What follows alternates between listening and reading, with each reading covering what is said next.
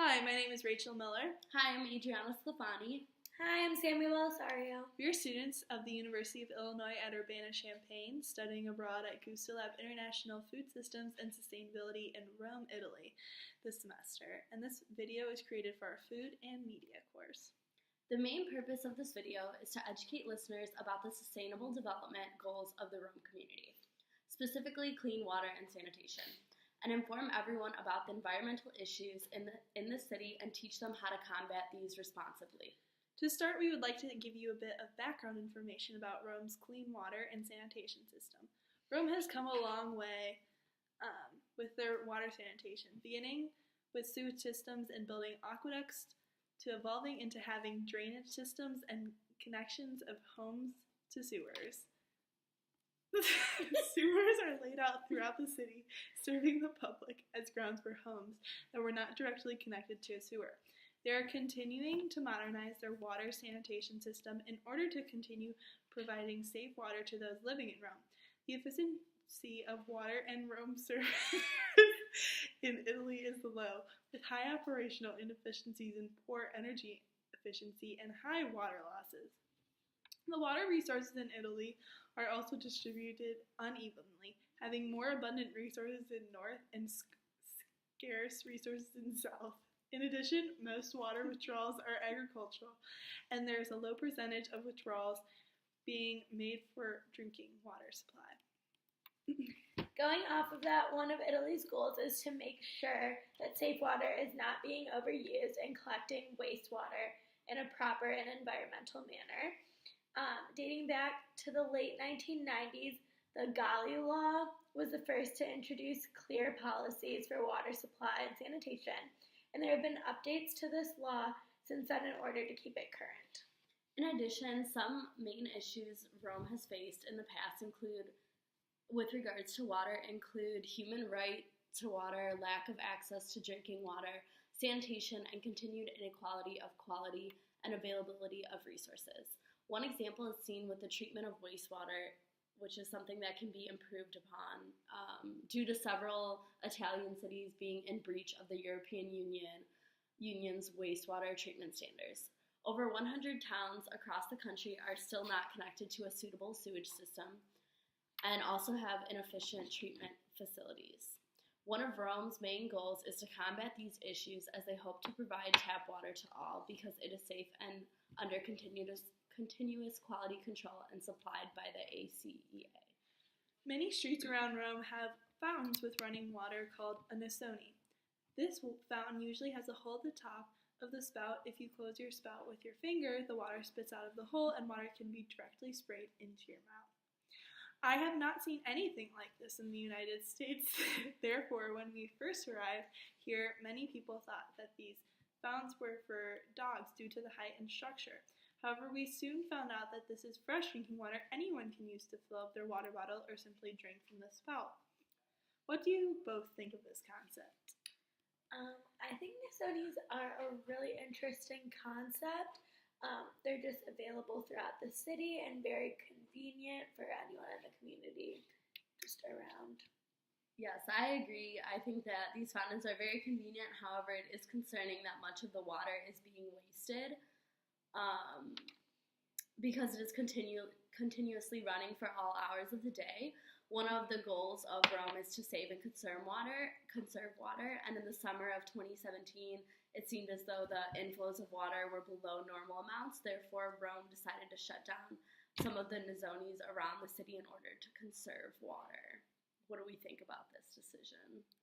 I believe it was a smart decision in order to conserve water all over the city, and this is an area in which the Rome community is being given safe water. However, it is also an area that is contributing to the wastefulness of water. I agree. However, I do think there have been numerous repercussions due to droughts and floods on food production, which harms local farmers' products and affects the economy. Therefore, regulating the amount of water is a necessity for the city, and another goal is to involve the government in this change. Rome needs a government that has the political drive to improve the water and sanitation system and make changes. and this requires action of the global, state, and local government to encourage effective participation and concern for the community. One of Italy's largest environmental issues is characterized as its polluted inland waters. Incidents of water pollution have been reported fairly regularly. In 2014, the mayor of Rome at the time, Ignazio Marino, banned the use of drinking water in 2 neighborhoods of Rome. This would explain why many Romans prefer to stick to bottled water even when there is clean drinking water available. In 2014, some of the water was also found to contain traces of lead, which is very dangerous for consumption. The seawater surrounding Rome has also been heavily polluted in recent years. That being said, Rome mainly has very good drinking water quality and accessibility in relation to many other countries, including the U.S. Italy's sanitation issues have also been another large problem for many years. Rome has been described as dirty and gross by many visitors and residents. Graffiti and garbage line the streets of present-day Rome. Mafia members were once cleaning the streets until they were found to be pocketing city money. Contracts with waste management had to be reissued after they were found stealing the public works money. This became very expensive and made it extremely difficult for proper companies to properly clean, which created a lot of this garbage crisis that Rome is facing today. In January, the EU threatened Rome with sanctions over their garbage crisis. EMA, the company responsible for cleaning Rome waste, has been labeled many times as inefficient. From my personal experience, I anticipated Rome to be much dirtier than I've seen it to actually be. A lot of people told me that it was going to be very dirty, and I just haven't noticed that. I expected to see a very dirty city upon arrival, and while there are definitely dirty areas in Rome that I've noticed, I was very surprised at how clean I felt Rome was in comparison to other cities, especially since I've spent a lot of time in Chicago and other U.S. cities that I feel like have been a bit dirtier.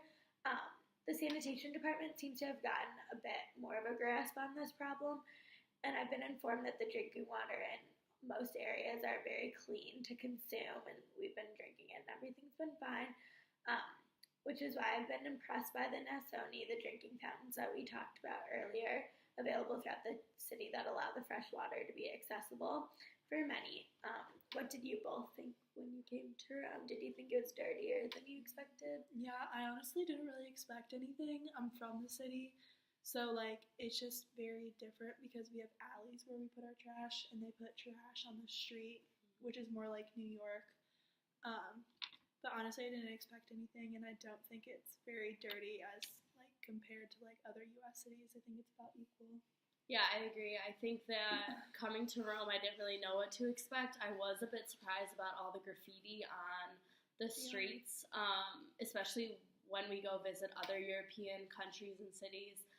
There's not as much graffiti, but I do think the streets are pretty clean, besides the graffiti. I think it's decently clean, and the drinking water is completely fine to drink, so that's really good. The ancient Romans were famous for their aqueduct channels. However, scientists today have revealed that their water was contaminated with 100 times more lead than the local spring water that they had available to them. The 19th century was a time of major sanitation for all major cities in Europe, including Rome. With the industrial boom and the major growth of all cities, sanitation and public health became a major concern. Environmental and public health issues overwhelmed many city governments, and they had to take action with the help of new technology built in this age. Great Britain was the forerunner of the technology and infrastructure of modern water supply and sanitation systems. These innovations soon spread to Germany and other parts of Europe, including Rome, helping to build the sanitation infrastructure that can be seen today in Rome. It was also realized how prominent the role of water was in the transmission of several important diseases, including but not limited to cholera, dysentery, typhoid fever, and diarrhea. During the 19th century, filtering the entire water supply of Rome was introduced, as well as systematic chlorination to create safe drinking water, started in the early 20th century. Today, only around 10,000 people die per day due to diseases caused by waterborne diseases and lack of sanitation, most of them sadly being children. Although most of these deaths can be seen in areas with larger populations of refugees and poorer populations who do not have access to adequate sanitation systems and clean drinking water. Visitors to the city are sometimes frightened if the water quality is up to par. However, Rome's water comes directly from the mountains above the city. The water the city provides is pure, fresh spring water. It is not contaminated with any chemicals like lead and is also free from added salts. Nasoni, as we talked about before, meaning big nose, is what provides everyday locals with fresh water on the go. Every single Nasoni is licensed by the City of Rome and is tested by the government 2,500,000 times per year for its purity. In the past, Rome has had some issues with the water leaking or drying up from the aqueducts. However, the aqueducts have proven in recent studies that there's enough for every single family in the city to have 550 liters to drink every single day of the calendar year. How have you guys felt about drinking water so far in Rome? I really haven't had any issues. The Nazonis have been a great way to get water on the go and are very convenient. I felt really safe drinking the water. The City of Rome doesn't waste water either, which is also reassuring. All the water that can be seen coming out of the world-renowned Trevi Fountain is recycled water from the city, which is really great. They also use recycled water for watering gardens, plants, and for use in shops and factories in the city. In some ways, students studying abroad can contribute to achieving goals for water and sanitation before, during, and after their experience of study abroad. I would say before, prepare yourself for water usage and recycling to be different in the country that you're living in. And definitely keeping an open mind and adapting to the country's goals and initiatives for clean water and sanitation would definitely be something to look forward to. And then during the study abroad, I would say using reusable water bottles just to help be more environmentally friendly and lead to more eco-friendly goals, I guess. Yeah, and definitely taking advantage of the separate waste bins that the apartments provide you when you're living, specifically in Italy. I don't know if other countries in Europe or Asia do it, but just to separate garbage and to make the process more smoothly for the Italian government.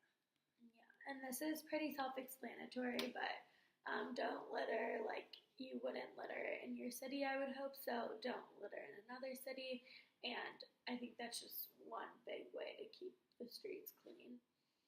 Yeah, and then after, I would just say to continue to be conscious of your plastic water bottle use and recycle water and just like waste items whenever possible.